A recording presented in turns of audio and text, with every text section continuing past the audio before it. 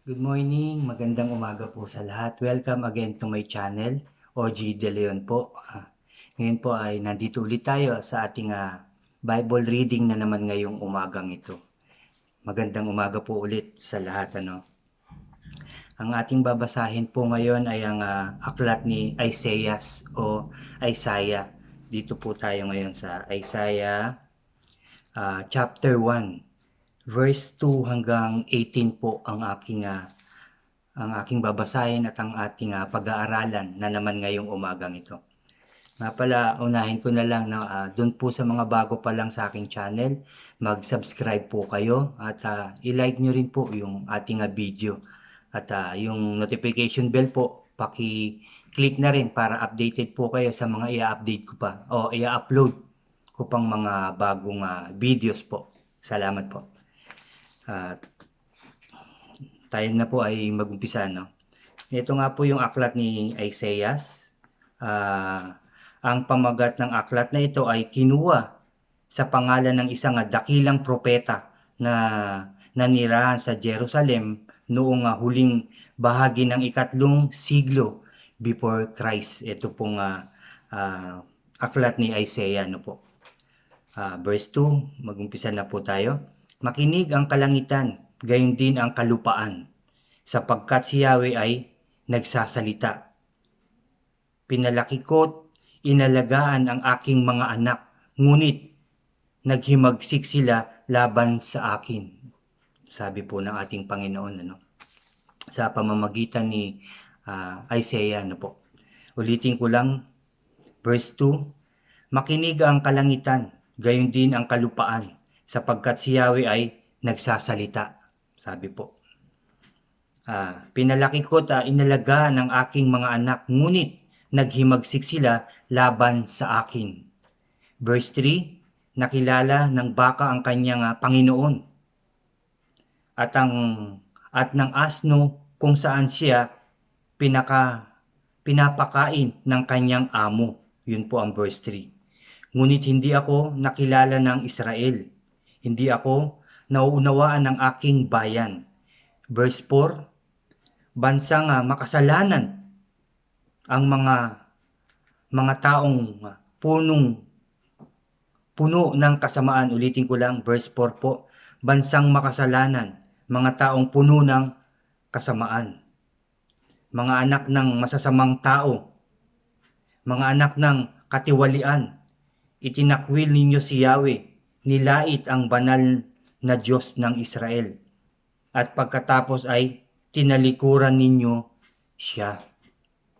Verse 5, bakit patuloy kayong naghihimagsik? Nais ba ninyong laging pinaparusahan? No? Kapag tayo naghihimagsik, binabaliwala ang ating Diyos, kanyang mga salita, ang kanyang mga katuruan, ang mga kanyang utos, tayo ay naghihimagsik sa ating Diyos.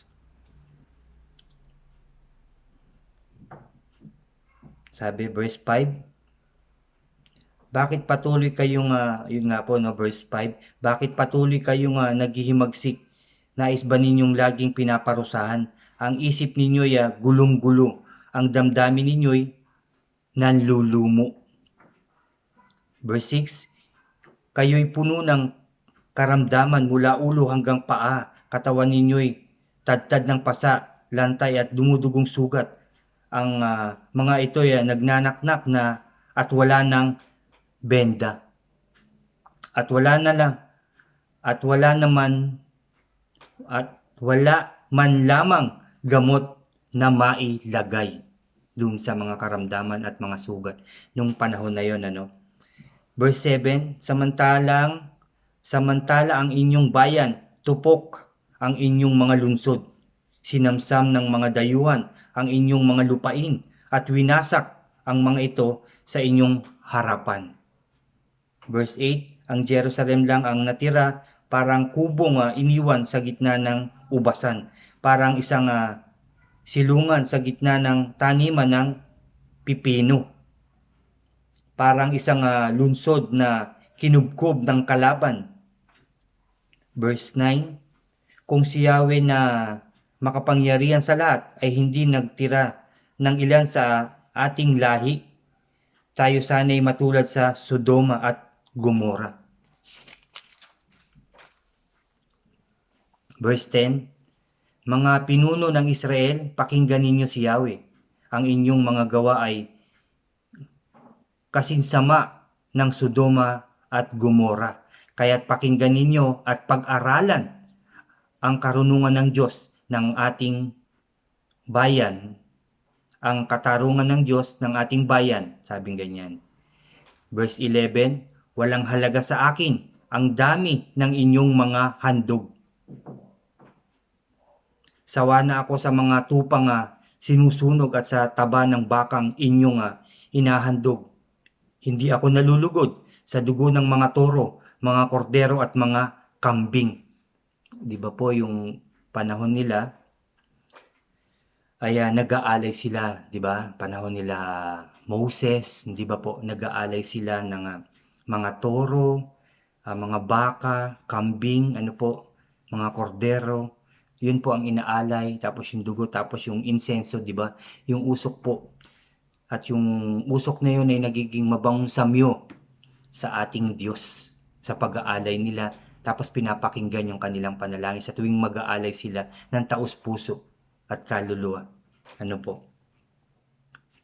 Sabi sa 12, verse 12, sinong nag-utos sa inyo na maghandog sa harapan ko? Huwag na ninyong lapastanganin ang aking templo. Verse 13, huwag na kayong magdala ng mga handog na walang halaga. Nasusuklam ako sa usok ng insenso.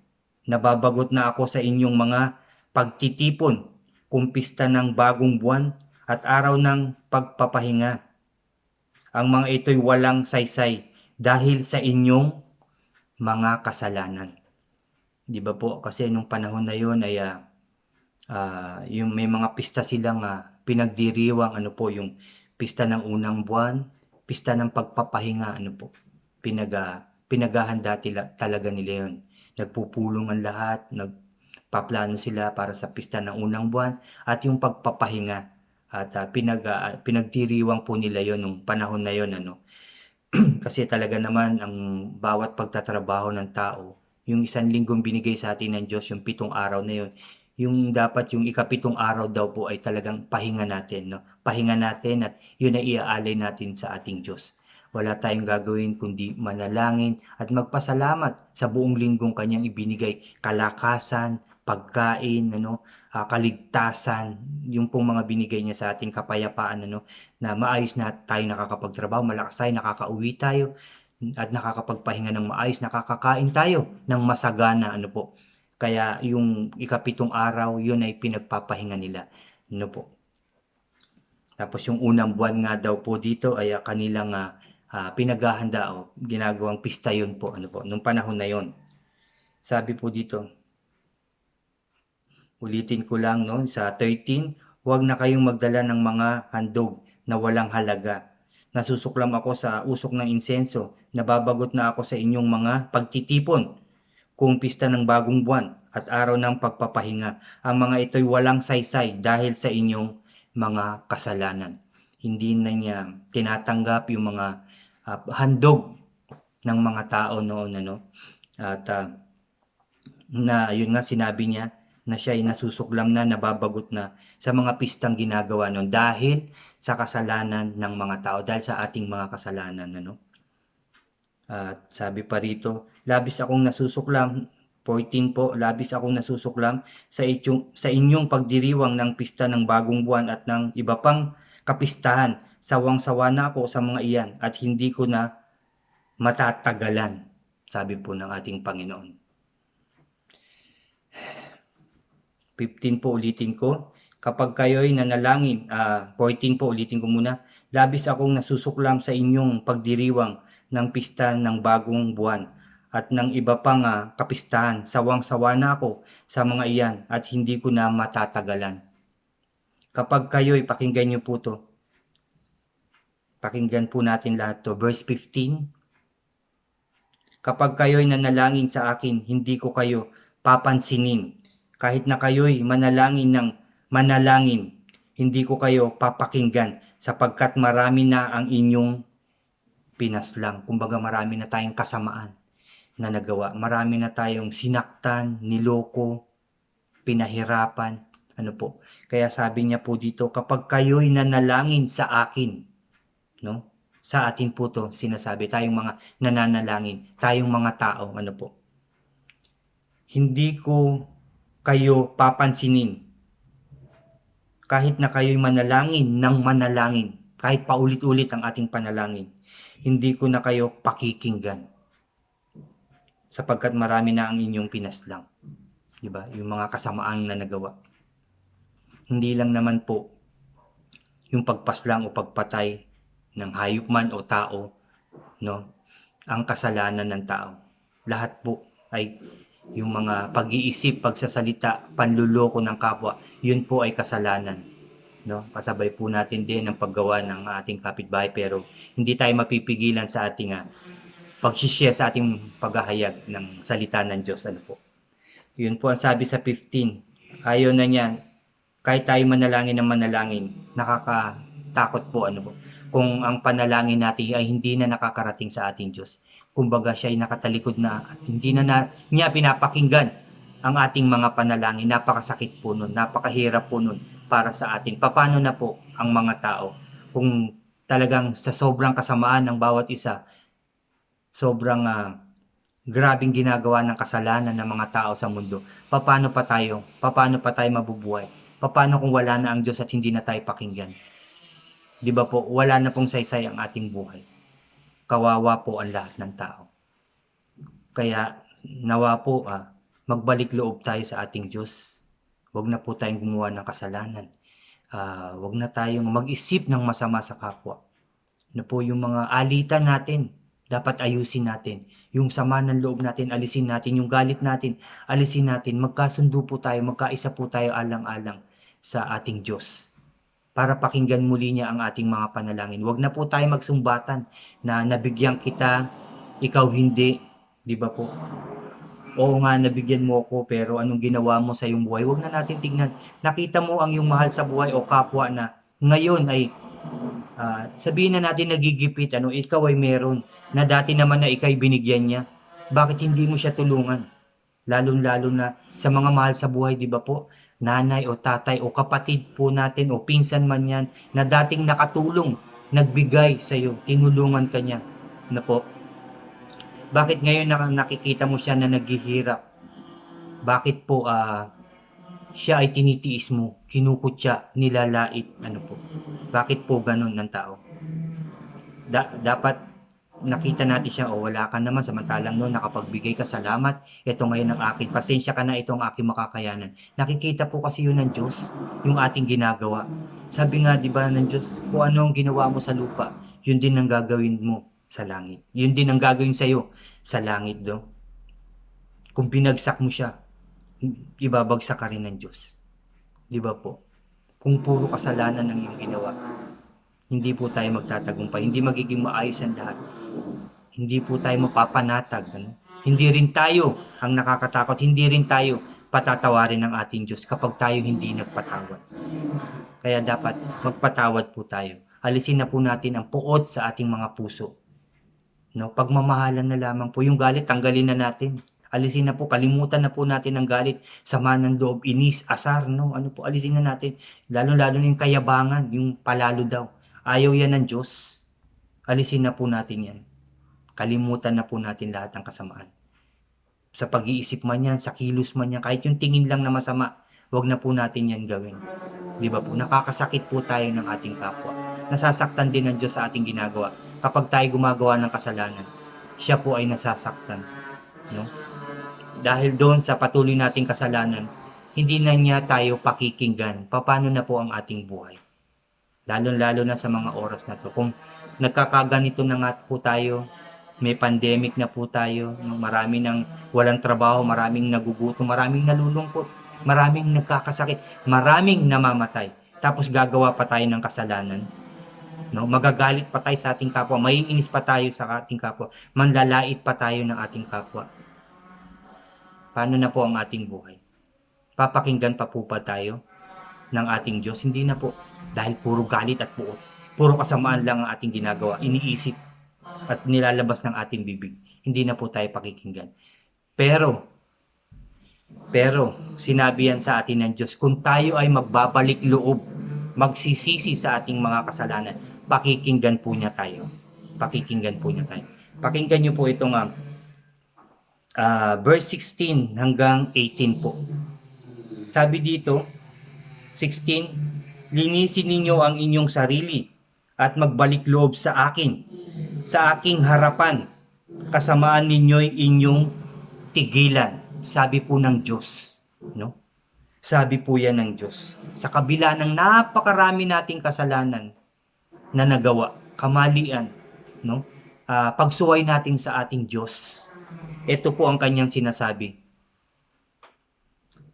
Linisin ninyo ang inyong sarili at magbalik loob sa akin. Sa aking harapan, kasamaan ninyo'y inyong tigilan. Verse 17, pag-aralan ninyong gumawa ng makatuwiran, pairalin ang katarungan, tulungan ang naaapi, ipagtanggol ninyo ang mga ulila at tulungan ang mga byuda. Ibig sabihin po, tulungan natin yung mga naaapi, pairalin natin yung katarungan. Tinulungan tayo dati ng ating kapwa, lalong-lalo na ng ating mga mahal sa buhay. Bakit hindi natin iganti? Ang pagtulong din. Yung kabutihan na nagawa niya. Nakalimutan na po ba natin yun? Na tinulungan tayo nung araw, nung panahon na tayo gipit. Tinulungan, kundi man ikaw, yung asawa mo o yung anak mo, natulungan ng isa nating mahal sa buhay. Pero ngayon, nakita natin siya, ay kapos ngayon, gipit siya ngayon, nilalait pa po natin. Makatarungan po ba yun? Hindi po. Kaya tinuturuan po ulit tayo ng ating Diyos na maglinis ng sarili. Magbalik loob sa Kanya, sa Kanyang harapan. Pairalin ninyong gumawa ng makatuwiran. Yun po ang itinuturo sa atin no? Yun po ang sinasabi sa atin palagi ng ating Diyos, sa ating pinag-aaralan, sa ating Bible reading, sa ating Bible study. Magmahalan, magpatawad, magpakumbaba, pairalin ng katarungan, maglinis, magbalik loob po. At magsisi sa ating mga kasalanan. Tulungan ang ating kapwa, ang mga naaapi, ang mga nagugutom, pakainin, ang mga nauuhaw, painumin. Hindi lang sa material, hindi lang sa pagkain, yung ating pagbigay ng tulong, kundi din sa panalangin, sa pag-share din ng salita ng Diyos, sa paggawa ng kabutihan. Yun po ay pagkain din ng ating kaluluwa. At na malulugod ang ating Diyos sa atin, sa pagtulong natin na yun, sa panalangin natin na, Lord, ito lang ang maibibigay ko sa aking kapatid, o sa aking nanay, papa, pinsan, sa aking anak. Pero pinapanalangin ko po siya, na tulungan mo rin po siya, na nawa ay makabangon uli siya, makarecover uli siya, maging maayos ulit ang kanyang buhay. Yung panalangin niyo at pagbigay ng taos-puso, napakalaking bagay nun para sa ating Diyos. Napakalaki po nun. Yun po ang tinuturo sa atin ng Diyos. Magpatawad, magmahal ng buong puso at kaluluwa, kagaya ng pagmamahal ng Diyos sa atin. Magpatawad, magpakumbaba, magbigay, tumulong sa ating kapwa. Yun po ang tinuturo, inuutos sa atin ng ating Diyos. Maglinis tayo. Baguhin natin yung ating sarili. Una para sa ating Diyos, sa ating mga mahal sa buhay at sa ating kapwa. Maglinis, pairalin ng katarungan. Tumulong sa mahihirap. Tumulong sa ngayon na nakikita natin na naghihirap, kinakapos, nagigipit. Lalo-lalo na sa ating mga mahal sa buhay. Sa ating kapwa, huwag pong maging matigas ang ating puso. Huwag po tayong maging mayabang. Huwag po tayong maging palalo. Huwag po tayong maging suwail. Huwag pong maging masama ang ating ugali. Magpatawad, magmahal, magpakumbaba ang bawat isa. Yun po ang tinuturo sa atin ng Diyos. Yun po ang gusto ng ating Diyos. Sana lahat tayo maging ganun tao, na totoong maging malinis sa harapan ng ating Diyos at sa ating kapwa. 17 nga po, pag-aralan ninyong gumawa ng makatuwiran, pairalin ang katarungan, tulungan ang naaapi, ipagtanggol ninyo ang mga ulila at tulungan ang mga byuda. 18 po, lastly, hali kayo, sabi ng Diyos. Tinatawag po tayong lahat. Ikaw, ako, tayong lahat. Sabi ng Diyos, hali kayo. At tayo'y magpaliwanagan. Inaantay tayo ng Diyos na magpaliwanag. Makikinig ang ating Diyos. Tinatawag po tayo ngayon. Ano po? Tayong mga taong makasalanan, tayong mga nalulungkot, tayong mga nahihirapan, tayong mga nagugutom, tayong mga nauuhaw, tinatawag po tayo ng ating Diyos. Tayong mga makasalanan, tayong mga nagkamali, tinatawag po tayo ng ating Diyos ngayon. Hali kayo, tayo'y magpaliwanagan, sabi ng ating Diyos. Hali kayo, tayo magpaliwanagan, sabi ni Yahweh. Gaano man kapula ang inyong mga kasalanan, kayo'y aking papuputiin tulad ng yelo o bulak. Napakaganda po ng sinasabi ng Diyos. Napakaganda po ng pangako ng ating Diyos. No? Naririnig po natin to, nababasa po natin ngayon to, napapanood po natin to. Tinatawag po tayo ng ating Diyos ngayon. Ngayong oras na to, ngayong mga sandaling ito, nandyan po siya, nakikinig sa atin. Ano po? Tinatawag po niya tayo. Tinatawag ka po. Tinatawag po tayong lahat ng ating Diyos. Hali kayo at tayo magpaliwanagan. Sabi ni Yahweh, gaano man kapula ang iyong mga kasalanan, kayo'y aking papuputiin tulad ng yelo at bulak. Napakaputi po nun. Napakalinis po nung gagawin sa atin ng ating Diyos kung tayo magbabalik loob sa Kanya. Kung tayo magsisisi sa ating mga kasalanan, kung tayo gagawa na ng kabutihan, aalisin na natin ang ating masamang ugali, aalisin na natin ang puot sa ating puso, aalisin na natin ang galit, inis, aalisin na natin ang ating kayabangan, kapalaluhan, kasinungalingan, tinatawag po tayo ng ating Diyos ngayong oras na to, tinatawag po tayo. May babasahin pa po ako sa inyo. Sabi lang po dito sa chapter 3 ng verse 10. Pakinggan nyo po to. Isaiah 3 verse 10. Sabi po dito, sabihin ninyo sa mga taong matuwid, mapalad kayo. Sabihin daw sa mga taong matuwid, sa mga taong nagbabalik loob, sa mga taong nagsisisi, sa mga taong gusto nang gumawa ng kabutihan at kaayusan. Una sa Diyos at sa kanilang mga mahal sa buhay. Tayong mga nagsisisi, tayong mga nagbabalik loob. Sabihin ninyo sa mga taong matuwid, mapalad ka, mapalad kayo, mapalad tayo, sabi ng Diyos. Sapagkat mapapakinabangan ninyo ang bunga ng inyong pinagpaguran. Verse 10 po yun. Napakaganda po ng pangako, napakaganda po ng sinasabi ng ating Diyos. Sabihin sa mga taong matuwid, mapalad kayo, sapagkat mapapakinabangan ninyo ang bunga ng inyong pinaghirapan. Yung ating paghihirap na nagbabalik loob, yung ating mga dinaranas ngayon, pero tayo nagbabalik loob na, tayo nagsisisi na, tayo gumagawa na ng kabutihan, tayo nakikinig na sa ating Diyos, tayo nagpapatuloy na sa paglapit sa ating Diyos, sa pagbabasa ng kanyang mga salita, sa panonood ng mga sharing ng salita ng Diyos, tayo nagpapatuloy na everyday. Kaya tinatawag na tayo ng Diyos. Kaya ang sinasabi niya, dahil tayo nagsisisi na, tayo nagbabalik loob na sa ating Diyos, tinatawag po niya tayo ngayon, di ba? Tayo po ay lumalapit na po tayo ngayon. Kaya tayo daw, sabi ng Diyos, ay mapalad. Dahil yung ating paghihirap ay mapapakinabangan na natin. Sinasabi po yan ng ating Diyos. Sa ibig po niya sabihin, papakinabangan na natin ang lahat ng ating paghihirap. Pagluha. Ngayon po, ay magiging maayos na ang lahat. Pakikinabangan na natin ang lahat. Ibig sabihin, magtatagumpay na tayo sa lahat ng bagay. Sa ating paghihirap, magiging maayos na ang lahat. Magiging matagumpay na. Magiging masaya na. Magiging masagana na ang lahat ng tao. Magiging maayos na ang buong Pilipinas at ang buong mundo. Kasama ng ating mga mahal sa buhay na nagpapakahirap, ang ating Presidente Duterte, ang ating mga mayors sa ating bansang Pilipinas, mga kasamahan nilang mabubuting tao na may takot sa Diyos. na mapapakinabangan na po yung paghihirap. Yun po ang sinasabi sa atin ngayon ng Diyos. Mapapakinabangan na natin ang ating mga paghihirap ngayong mga oras na to. Salamat sa Diyos. Purihin natin ang Diyos. Purihin natin. Thank you, Lord. Salamat sa iyo, Diyos. Pinupuri ka namin. We praise you, Lord. We glorify your name. Tunay nga na napakabuti mo sa amin. Thank you, Lord. Thank you, Jesus. Thank you, Holy Spirit.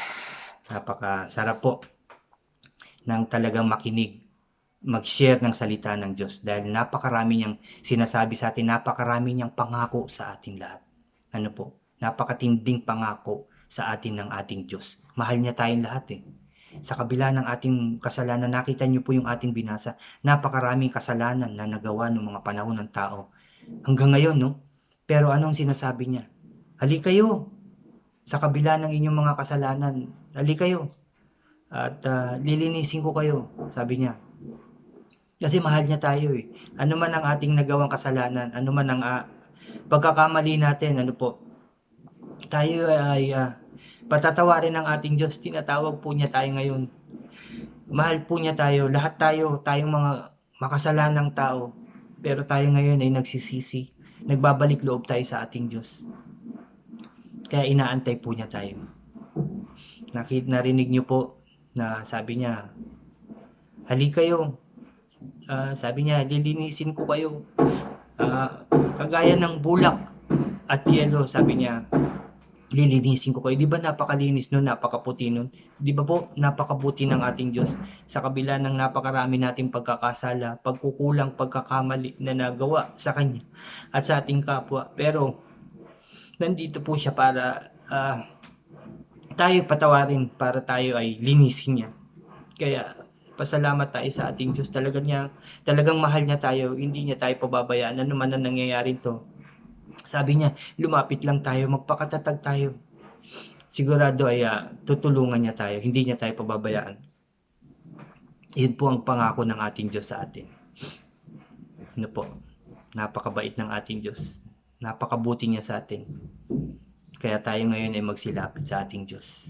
Magsisi sa ating mga kasalanan. Dahil lilinisin niya tayo. Salamat sa Diyos. Salamat sa Diyos. Samahan niyo po ako sa ating panalangin ngayong umagang ito. Huminga po tayo ng malalim. Linisin natin ang ating isipan at puso sa paglapit natin sa ating Diyos. Yes, Lord. Hallelujah, Lord. Hallelujah, Jesus. Hallelujah, Holy Spirit. Ama namin sa langit, maraming salamat po sa pagkakataong ibinigay niyo na naman sa amin ngayong umagang ito upang makapag-aral, makapagbasa, makarinig ng iyong mga makapangyarihang salita. Sa iyong mga salita na nagbibigay pag-asa sa amin, nagpapatatag sa aming pananampalataya, Lord. Salamat, Lord, sa iyong mga pangako na hindi nagbabago, na lagi lang nandyan ang iyong pangako sa mga taong totoong lumalapit sa iyo, sa mga taong nagbabalik loob sa iyo, sa mga taong nagsisisi sa mga ginawa at mga kasalanan. Salamat, Lord, tunay nga na napakabuti mo. Salamat, Lord, sa sinasabi mo ngayon sa amin na tinatawag mo kami, Lord eh. Salamat sa iyong pagtawag dahil gusto mo kaming linisin, Father God. Salamat, Lord. Salamat, Jesus. Salamat, Holy Spirit, sa inyong kabutihan. Salamat, Lord. Dahil sabi mo rin, Lord, sa mga oras na to, sabihin namin sa mga matuwid na tao na gustong magbago, nagbabalik loob, na sa mga oras na to, papakinabangan na namin ang aming paghihirap, O God. Salamat, Lord. Salamat, Jesus. Salamat, Holy Spirit. Tunay nga po na napakabuti mo. Tunay nga ang iyong pagmamahal ay hindi nagbabago sa lahat ng tao, Lord. Lalo-lalo na sa mga taong gustong magbago talaga, gustong ayusin ang buhay, gustong lumapit sa iyo, O God. Salamat, Lord. Salamat, Jesus. Salamat, Holy Spirit. Salamat talaga, Lord, sa iyong mga pangako na nagbibigay ng lakas, tibay ng aming buhay, Lord, ng aming pananampalataya, Lord. Salamat dahil kami lalong tumitibay sa iyong mga pangako, sa iyong pagmamahal sa amin, Lord. Kami aasa, kami sasandal sa iyo lamang dahil ikaw ang aming Diyos na makapangyarihan sa lahat. Diyos na mabuti, Lord. Walang imposible sa iyo, Lord. Walang imposible. Lahat kaya mong ibigay, O God. Kaayusan ng aming bansang Pilipinas, katagumpayan ng aming bansang Pilipinas, at katagumpayan ng lahat ng tao, Father God, kasiyahan, Lord, kasaganahan ng buong Pilipinas, kaya mong ibigay, Lord, at ng buong mundo, hindi lang ang Pilipinas, kundi buong mundo, kaya mong ayusin, pasaganahin, pasayahin, pagtanggumpayin, O Diyos. At lahat ng klaseng karamdaman, Lord, kaya mong pagalingin, Lord. Walang imposible sa iyo. Ikaw ay Diyos na makapangyarihan, O God. Walang imposible sa iyo, Lord. Kaya mong pagalingin ang mga taong may karamdaman, lalo na ang mga taong totoong nagtitiwala sa iyo, totoong nagbabalik loob, lumalapit sa iyo, Lord, totoong nagsisisi sa mga kasalanan, O God. Kaya mong pagalingin at pagagalingin mo sila in Jesus' name sa mga oras na to. Dahil tinatawag mo na kami, Lord, na lumapit at magbalik loob sa iyo. Tinatawag mo kami, lilinisin mo kami. Kaya lahat ng nagugutom, naghihirap, nalulungkot, Father God, lahat ng mga tao may karamdaman, O Father God, magiging maayos na ang buhay. Magiging malakas na sila, mawawala na ang kanilang mga karamdaman. Lalong-lalo na ang mga nakahiga, Lord, sa banig ng karamdaman. Mga taong, lahat ng klaseng karamdaman, mga taong karoon ng ENCO, Father God, ay pagagalingin mo na. Pagagalingin mo na sila sa mga oras na to. In Jesus' name, Father God. In Jesus' name, mga nagugutom, magiging maayos na, magiging masagana na ang kanilang buhay. Mga walang trabaho, magkakaroon na ng trabaho, Father God.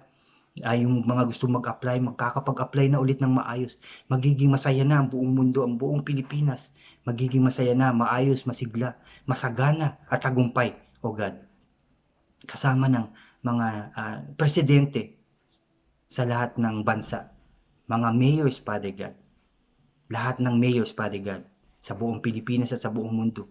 Mga scientist, doktor, nurse, pulis, sundalo, magiging maayos na rin ang kanilang buhay. Dahil sila'y lumalapit sa iyo. Dahil sila'y nagtitiwala sa iyo, O God. Lumalapit ng buong puso't kaluluwa. At ang lahat ng mga tao sa mundo, magbabalik loob na in Jesus' name, Father God. Lalapit sa iyo. Dahil narinig nila ang iyong mga pangako, ang iyong mga salita, na tinatawag mo sila, tinatawag mo kami, at kami yung lilinisin na parang bulak. O God, salamat, Lord. Dahil sinasabi mo ngayon ng aming pinaghirapan, aming magagamit na, O God. Salamat, Lord. Salamat, Jesus. Salamat, Holy Spirit. Papakinabangan na namin ang lahat ng paghihirap namin. Yun ay iyong pangako. Yun ay sinasabi mo, O God. Thank you, Lord. Thank you, Jesus. Thank you, Holy Spirit, O God. Salamat, Lord, sa iyong kabutihan at pagmamahal. Pinupuri ka namin, Lord. Pinasasalamatan. Sinasamba, O God. Dinadakila, O Diyos. Sa tanging pangalan na aming Panginoong Jesucristo na aming tagapagligtas. Ang lahat po ay sumigaw ng Amen and Amen. Amen. Amen po. Salamat po. Salamat sa umagang ito. Pasensya na po kayo.